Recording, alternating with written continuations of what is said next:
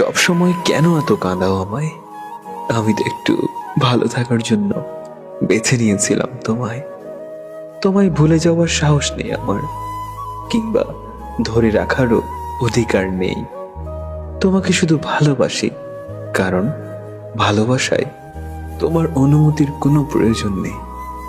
হাজার কষ্টের মাঝেও যদি কেউ তার ভালোবাসার মানুষকে মনে রাখতে পারে, তাহলে সেই মানুষটি তাকে সত্যিকার অর্থেই ভালোবাসে।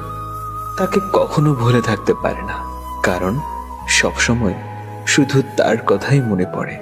নিজেকে প্রমাণ করার জন্য সবসময় চিৎকার করার প্রয়োজন হয় না। কখনো কখনো চুপ থেকেও নিজেকে প্রমাণ করা যায়।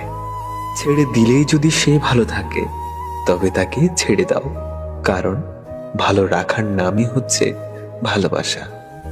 যখন একা থাকার অভ্যাস হয়ে যায়, ঠিক তখনই সৃষ্টিকর্তা কিছু মানুষের সন্ধান দেন।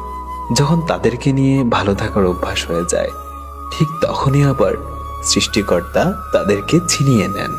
এই পৃথিবীতে সত্যিকার অর্থে প্রিয়জন তো তারাই, যারা মৃত্যুর পরেও মাঝে মাঝে কবরের পাশে গিয়ে একটু দোয়া করে আসবে। কষ্টগুলো যদি বৃষ্টি হয়ে ঝরে যেত, তবে জীবনটা বৃষ্টির শেষে নীল আকাশের মতো সুন্দর হতো। চিন্তা কখনো কষ্ট ছিনিয়ে নিতে পারে না, বরং আজকের আনন্দ ছিনিয়ে নেয়।